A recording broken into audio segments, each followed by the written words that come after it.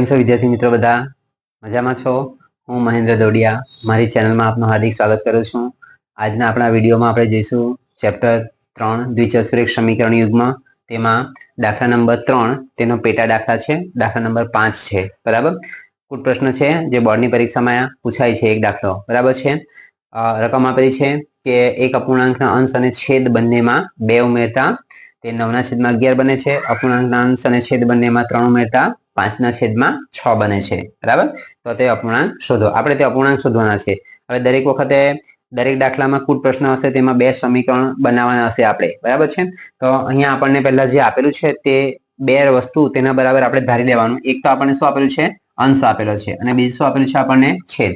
વિદ્યાર્થી મિત્રો ધ્યાને રાખવાનું કે જે પહેલું આપેલું છે તેના બરાબર x ધારવાનો, બીજું આપેલું છે તેના બરાબર y ધારવાનો. બરાબર, આપણે ધારીશું. જોજો અહીંયા ધારો કે લખીશું આ રીતે કે ધારો કે અપૂર્ણાંકનો જોજો ધારો કે અપૂર્ણાંકનો અંશ x છે અને છેદ y છે. બરાબર, અપૂર્ણાંકનો અંશ x અને છેદ y છે. બરાબર, હવે આપણે જે પ્રથમ લીટી છે તે પ્રથમ લીટીનું પ્રથમ સમીકરણ બનાવીશું. જેમ કે આપણને આપ્યું છે કે અંશ અને છેદ બંનેમાં 2 ઉમેરતા શું બને છે? અતિ સંક્ષિપ્ત સ્વરૂપ શું બને છે? 9/11. બરાબર, અહીંયા લખીશું આપણે. જોજો કે અપૂર્ણાંકના અંશ અને છેદ બંનેમાં 2 ઉમેરતા 9/11 મળે છે અથવા 9/11 બને છે. બરાબર, તો અંશ એટલે ક્યાં આગળ આવશે વિદ્યાર્થી મિત્રો? ઉપર. અને છેદ ક્યાં આગળ આવશે? નીચે. એટલે ઉપર x અંશ અને છેદ y કહેવાશે. એ બંનેમાં આપણે ઉમેરવાનું છે 2. ઉમેરવાનું એટલે શું કરવાનું? પ્લસ કરવાનું. બરાબર, બંનેમાં પ્લસ કરીશું તો x + 2 ને અહીંયા નીચે છેદમાં પ્લસ કરીશું તો શું થશે? y + 2. એટલે x + 2 છેદમાં y + 2. શું મળે છે આપણને? તો કે 9/11 મળે છે. 9/11. બરાબર, હવે કરીશું વિદ્યાર્થી મિત્રો શું? સમીકરણ બનાવવા માટે આ રીતે આવશે. ત્યાર પછી કરીશું આપણે ક્રોસ ગુણાકાર. જોજો વિદ્યાર્થી મિત્રો શું થશે? ક્રોસ ગુણાકાર કરીશું તેમાં જોઈશું તો 11 નો ગુણાકાર x + 2 સાથે થશે. એટલે થશે વિદ્યાર્થી મિત્રો આ રીતે કે 11 કૌંસમાં x + 2 બરાબર 9 કૌંસમાં થશે y + 2 y + 2 આવું થશે. બરાબર, આગળ જોઈશું તો 11 ગુણ્યા x એટલે થશે કેટલા? 11x. 11 ગુણ્યા 2 કરીશું તો 11 દુ થશે કેટલા? 22. બરાબર, ત્યાર પછી 9 ગુણ્યા y એટલે શું થશે? તો 9y. અને 9 + 2 9 ગુણ્યા 2 9 દુ કેટલા થશે? 18. હવે આપણે દ્વિચતુષ્ફલક સમીકરણનું જે પ્રમાણિત સ્વરૂપ છે કે ax + by + c બરાબર 0 એટલે કે x વાળું પદ, y વાળું પદ અને અચળ પદ તે સ્વરૂપમાં આપણે ફેરવીશું તો y વાળું પદ બરાબરની ડાબી બાજુ જમણી બાજુ છે તેને આપણે ડાબી બાજુ લાવીશું તો કેવું થશે? 11x + 9y કહેવાય. બરાબર છે વિદ્યાર્થી મિત્રો? જોજો +9 ડાબી બાજુ આવશે તો કેવું થશે? -9y. બરાબર, તે જ પ્રમાણે 18 જમણી બાજુ બેઠા જ લખાશે અને +22 બરાબરની પેલી બાજુ જમણી બાજુ જશે તો કેવા થશે? -22. બરાબર, તો શું થશે વિદ્યાર્થી મિત્રો? 11x - 9y બરાબર 22 માંથી 18 જશે તો કેટલા રહેશે વિદ્યાર્થી મિત્રો? 4 રહેશે. મોટી સંખ્યા 22 આગળ માઇનસ એટલે જવાબ આવશે માઇનસમાં. તો વિદ્યાર્થી મિત્રો આ જે આવશે તે સમીકરણ બનશે આપણું કયું? 1. બરાબર, હવે અહીંયા બીજી લીટીનું આપણે બીજું સમીકરણ બનાવીશું. બરાબર, બીજી લીટી આપેલી છે આપણને શું? અપૂર્ણાંકના અંશ અને છેદ બંનેમાં કેટલા ઉમેરવાના છે? 3 ઉમેરવાના છે. બરાબર, તો લખીશું વિદ્યાર્થી મિત્રો અપૂર્ણાંકના અંશ અને છેદ બંનેમાં 3 ઉમેરતા 5/6 બને છે. બરાબર, જોજો વિદ્યાર્થી મિત્રો કે અંશ અને છેદ ફરી પાછું યાદ કરાવું છું. અંશ એટલે ક્યાં આગળ આવશે? ઉપર. અને છેદ આવશે નીચે. અંશ આપણે x ધારેલો છે, છેદ શું ધારેલો છે?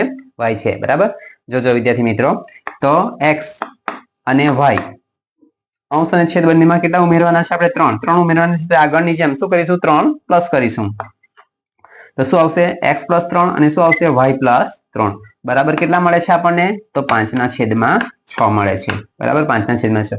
જો ફરી પાછું આગળની જેમ સમીકરણની જેમ પાછો ક્રોસ ગુણાકાર કરીશું તો 6 નો ગુણાકાર x + 3 સાથે થશે તો 6 કૌંસમાં x + 3 અને 5 કૌંસમાં થશે y + 3 આ રીતે. બરાબર તો લખીશું વિદ્યાર્થીઓ પાછો ગુણાકાર કરીશું આ રીતે. જોજો વિદ્યાર્થી મિત્રો કે 6 × x એટલે કેટલા થશે? તો 6x અને 6 × 3 એટલે 6 તારી થશે કેટલા? 18. બરાબર ત્યાર પછી ફરી પાછા 5 × y એટલે થશે કેટલા? 5y અને 5 × 3 એટલે 5 તાલી 15.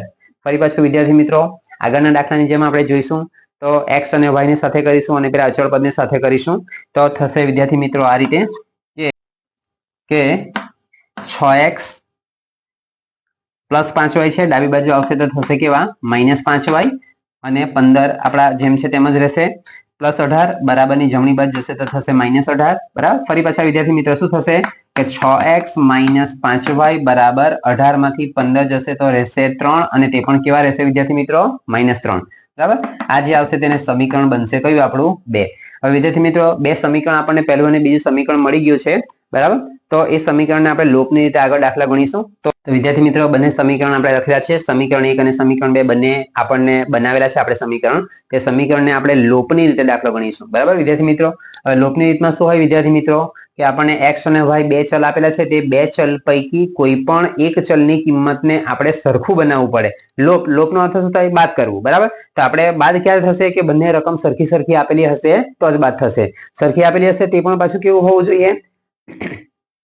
એક પ્લસ અને એક માઇનસ હોવું જોઈએ તો જે બાદ થશે લોપ થશે. બરાબર તો આપણે આ બે જે સમીકરણ આપેલા છે તે સમીકરણમાંથી કોઈ પણ એક ચલને આપણે સરખું બનાવીએ. જેમ કે આપણે x ને સમીકરણને સરખા બનાવવા હોય જોજો વિદ્યાર્થી મિત્રો લોપની રીતે દાખલો એકદમ ઈઝી દાખલો છે. બરાબર કોઈ પણ એક ચલની કિંમતને સરખા બનાવી આપણે x ને સરખા બનાવવા હોય જોજો વિદ્યાર્થી મિત્રો તો ઉપરની રકમને નીચેની રકમ વડે એટલે 11 ને ગુણી કાઢવાનું કેટલા વડે? 6 વડે અને 6 ને ગુણવાનું આપણે કેટલા વડે?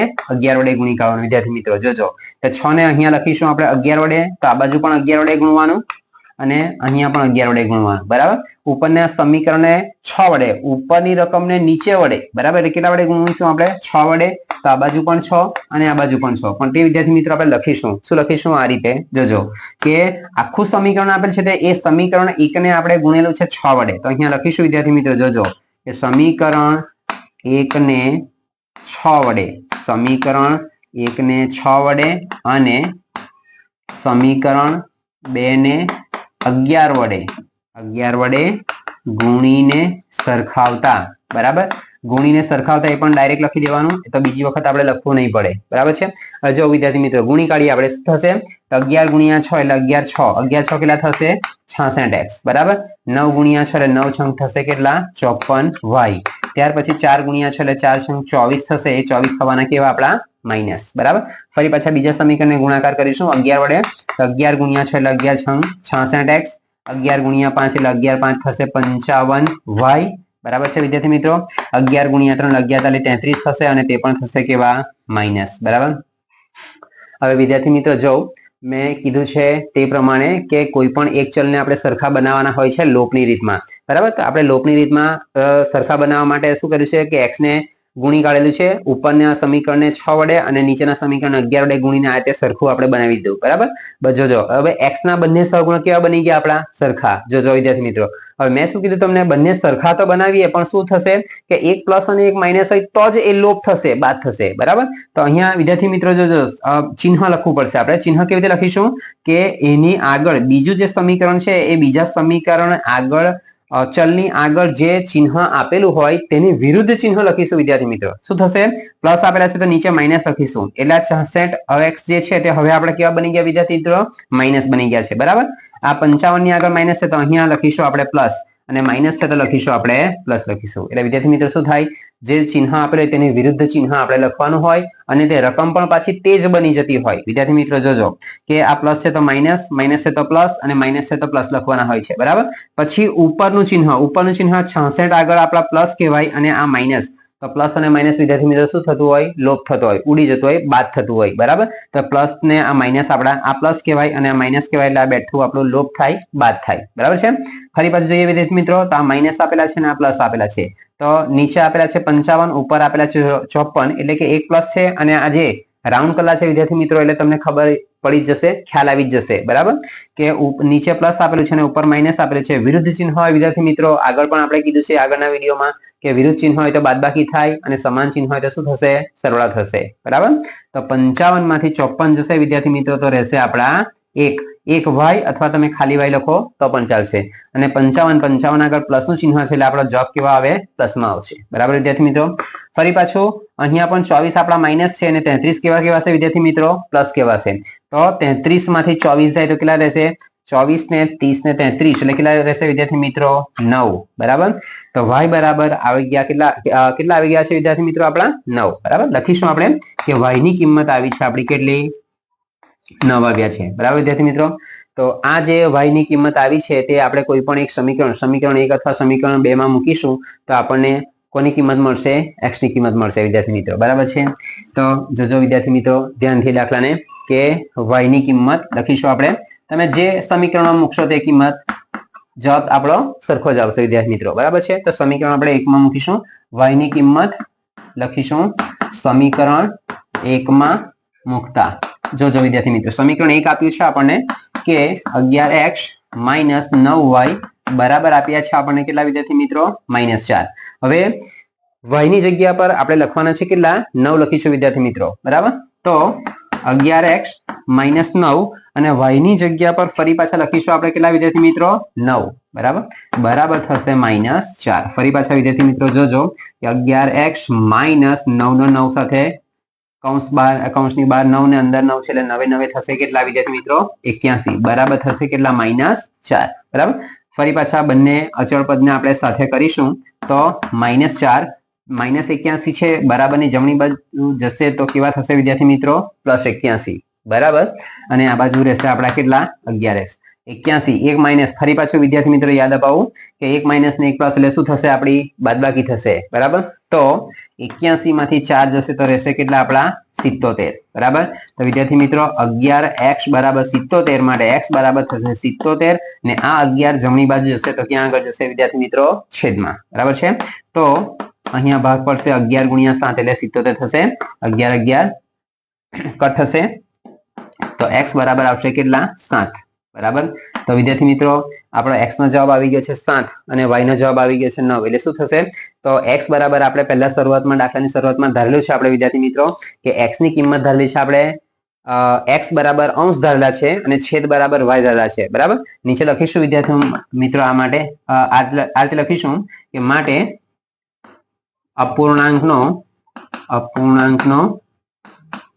અંશ x બરાબર કેટલા થશે વિદ્યાર્થી મિત્રો?